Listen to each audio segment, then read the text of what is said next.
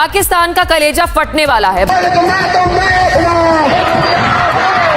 इतना बड़ा डेमोन्स्ट्रेशन पाकिस्तान के खिलाफ रीसेंट मेमोरी में कभी हुआ नहीं था। वीजा पासपोर्ट कैंसिल करें, उनके शनाख्ती कार्ड कैंसिल करें, बैंक अकाउंट सील करें और उनको लात मार के पाकिस्तान से निकाले। अफगानियों को कहते थे नमक हराम, ये तो उनसे बढ़कर निकले। भारत अगले घंटे में आके मुजफ्फराबाद तक ले लेगा। तुम्हारे पास कौन सी फौज है कि तुम भारत को रोकोगे? कश्मीर पाकिस्तान का हिस्सा नहीं है, कश्मीर पाकिस्तान की रियासत का हिस्सा नहीं है। ये बदजात कश्मीरी ठेकेदार बनने की कोशिश कर रहा है पूरे कश्मीर का और पूरे पाकिस्तान का, जबकि इन बेगैरतों ने 1 रुपए की कुर्बानी नहीं दी, एक शहीद की कुर्बानी नहीं दी कश्मीर के लिए। पीओके के लोग मुनीर की मौत की स्क्रिप्टिंग करने में लगे हुए हैं। वहां के आवाम से हमारी अपील है कि इस तरफ राशन की किल्लत है, अद्वियात की किल्लत है और हमें आपकी मदद चाहिए, हमें आपकी मदद चाहिए। कश्मीर का स्पेशल स्टेटस, अलग प्राइम मिनिस्टर, अलग प्रेसिडेंट, अलग झंडा, बंद करें ये खुराफात। वो पाकिस्तान है, एक परचम होगा वहां।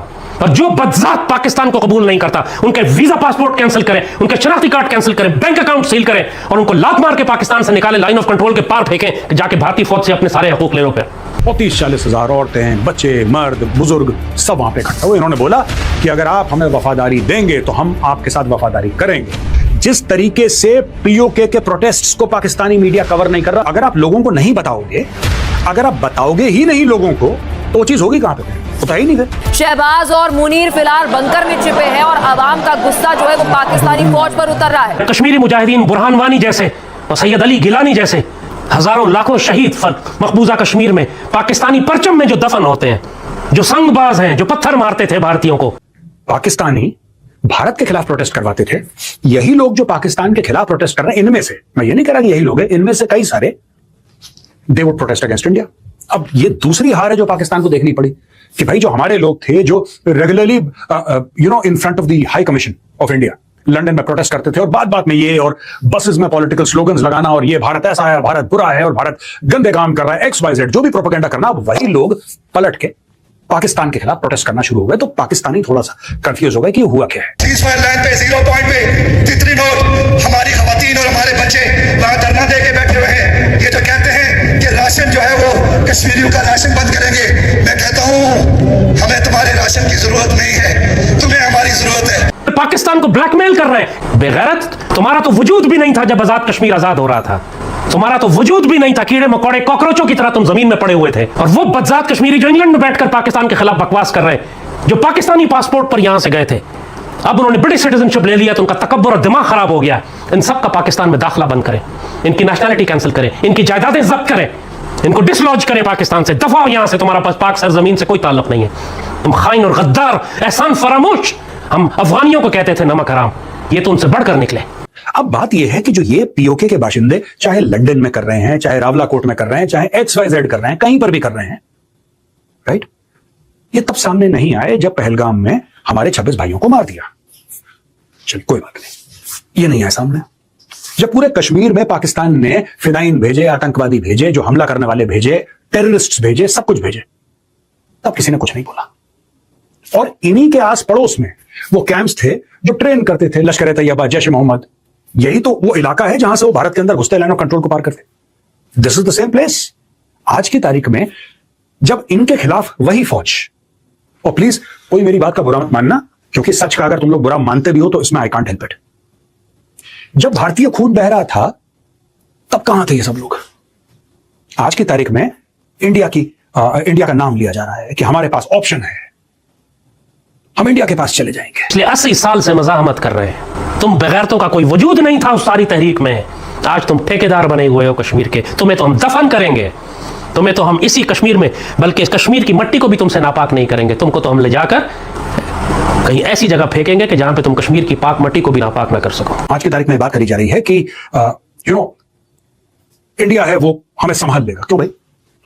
जब भारत में हजारों की तादाद में जब बेगुनाह मारे गए, तब आपने क्यों नहीं प्रोटेस्ट करा? यही रावलाकोट में क्यों नहीं करा? क्यों हजारों की तादाद में पीओके के लोग फिर से एक बार लंदन में इकट्ठा नहीं हुए, या पहले इकट्ठा नहीं हुए लंदन में कि साहब जो भारत के अंदर चल रहा है ये गलत है, ये पाकिस्तान दहशतगर्दी कर रहा है? That time he was supporting. 50 अरब रुपया ये खुद अपने वसाइल से पैदा करते हैं, 250 अरब रुपया पूरा पाकिस्तान देता है। और क्या चाहते हैं ये? पूरे पाकिस्तान की हुकूमत, रियासत, फौज, पूरे पाकिस्तान में ये जमीनें खरीद सकते हैं। कोई पाकिस्तानी आजाद कश्मीर में जमीन नहीं खरीद सकता। और ये क्या चाहते हैं? और सबसे बढ़कर अल्लाह ने इनको इज्जत दी है, सबसे बढ़कर इनको सीने से लगाया, सबसे बढ़कर ये बराबर के पाकिस्तानी है, सबसे बढ़कर ये एटमी ताकत है, सबसे बढ़कर ये दुनिया में कहीं जाते हैं तो पाकिस्तानी पासपोर्ट पर जाते हैं। इनकी वही इज्जत होती है जो पाकिस्तान की आलम इस्लाम की एटमी ताकत की इज्जत होती है। बांग्लादेश की क्या इज्जत है? अफगानिस्तान की क्या इज्जत है? तुम आजाद कश्मीर को छोटा सा एक टुकड़ा अलग करके अलग मुल्क बनाओगे, तुम्हारी क्या कौड़ियों जैसी इज्जत होगी तुम्हारी? वो भी नहीं होगी, जबकि तुम आजाद रह ही नहीं सकते। ये बात हकीकत है कि भारत अगले घंटे में आके मुजफ्फराबाद तक ले लेगा। तुम क्या, तुम्हारे पास कौन सी फौज है कि तुम भारत को रोकोगे? किसको बुलाओगे तुम भारत को रोकने के लिए? उसी पाक फौज को जिसको तुम आज निकालना चाहते हो। जंग में हमारा अफवाज ने, हमारा एयरफोर्स ने, इस मुल्क ने आपको तारीखी इबरतनाक शिकस्त दिलाई। ये इबरतनाक शिकस्त आपसे हजम नहीं हो रहा और इसलिए आपने अब इजरायली मॉडल अपनाया है। हम जानते हैं कि आप अफगानिस्तान के जरिए पख्तूनख्वा और बलूचिस्तान में क्या करना चाहते हैं। पाकिस्तान के जो नेता हैं वहाँ से जो बयानबाजी होती है वो कहते हैं कि कश्मीर के जो मुस्लिम हैं उन पर अत्याचार हो रहा है, उनके साथ भेदभाव हो रहा है, मोदी सरकार भेदभाव कर रही है।